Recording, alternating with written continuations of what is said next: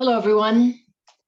Sue.oneschuk here to continue the lessons in the workbook of A Course in Miracles. And today we are on lesson 45.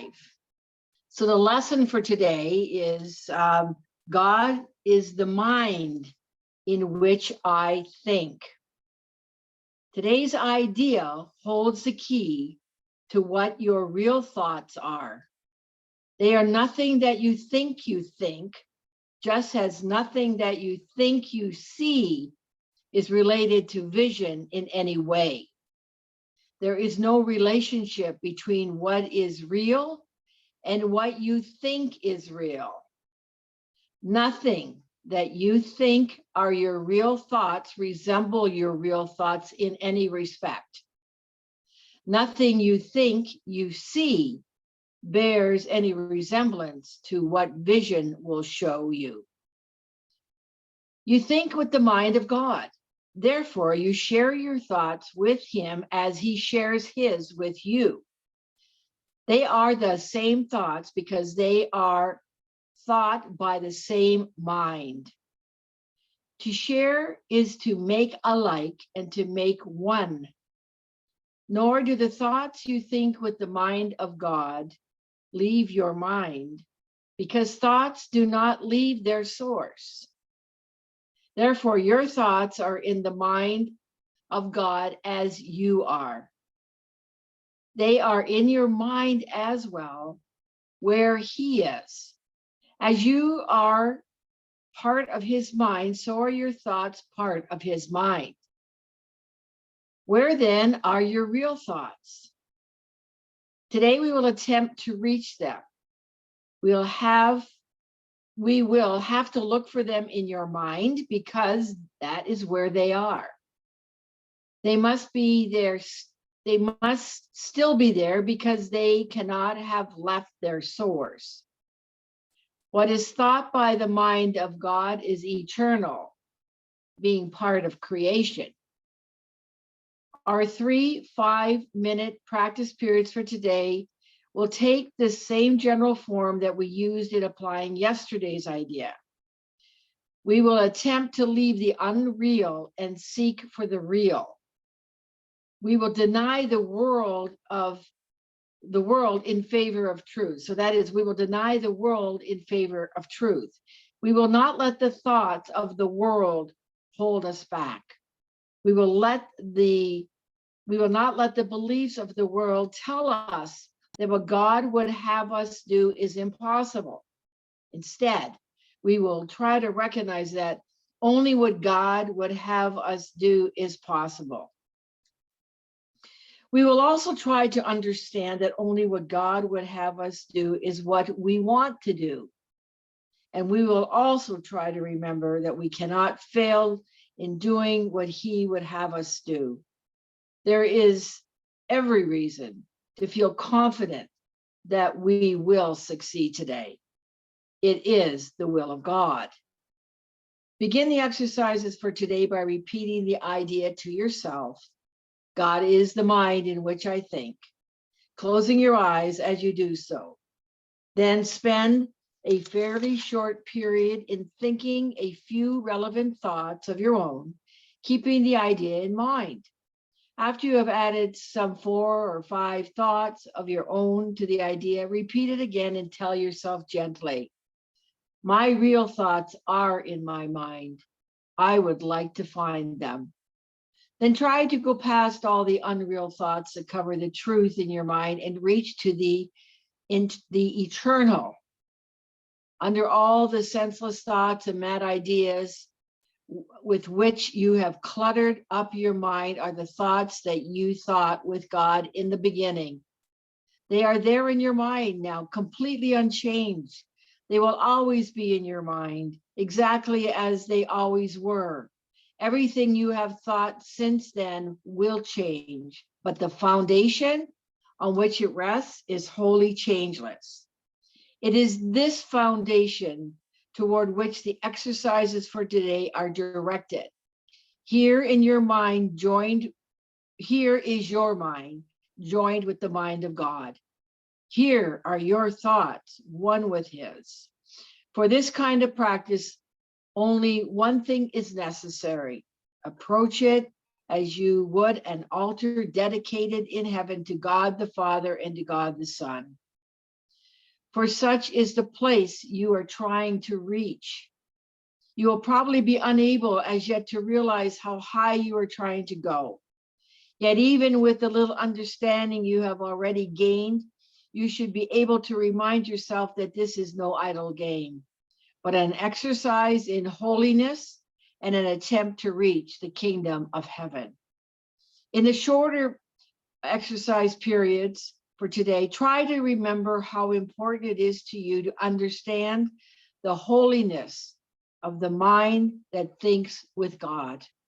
Take a minute or two as you repeat the idea throughout the day to appreciate your mind's holiness.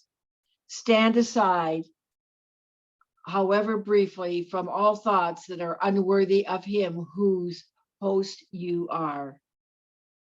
And thank him for the thoughts he is thinking with you.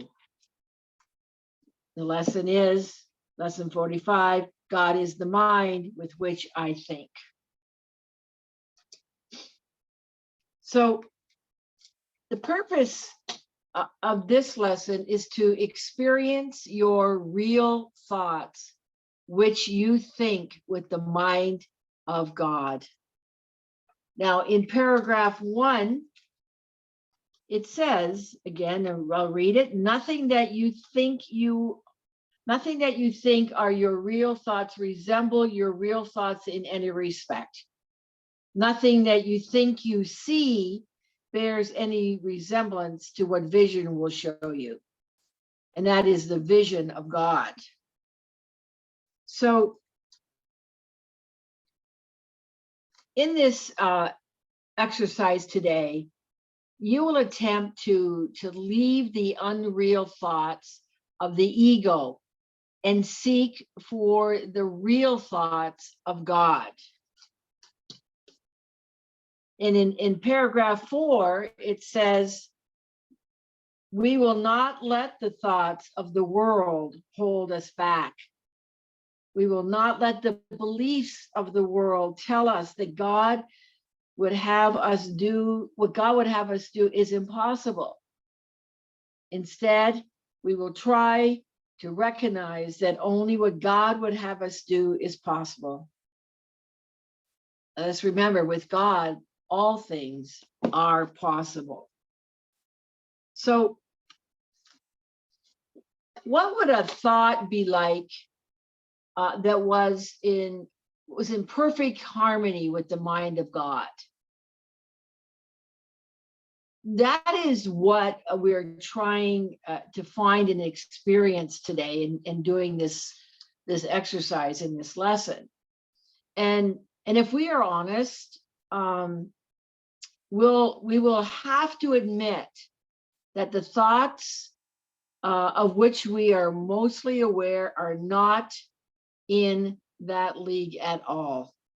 Our thoughts are filled with fear, uncertainty, defensiveness, anxiousness, and above all, are too changeable to qualify as thoughts that we share with God.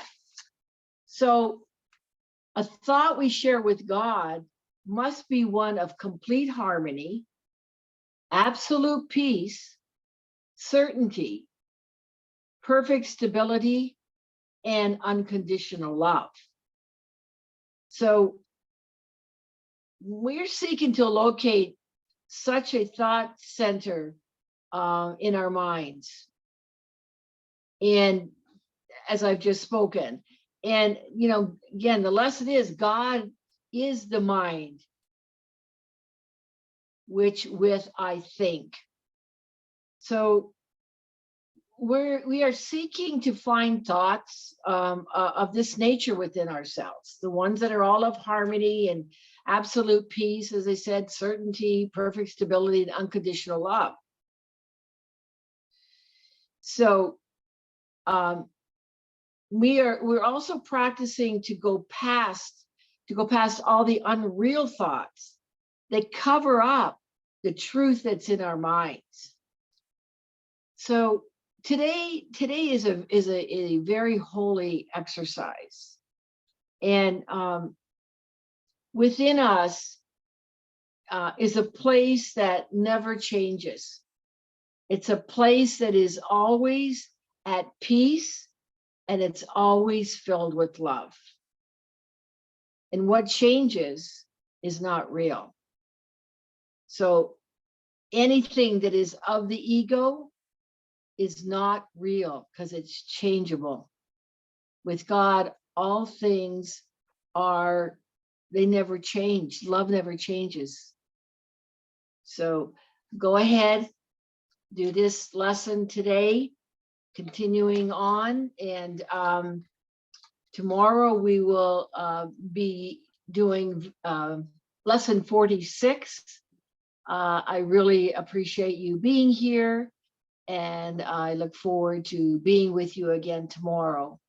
And what else do I want to say? Continue your journaling. I'll just keep reminding you as well to like, share, comment, and subscribe to this YouTube channel. It's growing. I appreciate all of you that have subscribed, and we're building a community here of like-minded people who are on the path of A Course in Miracles.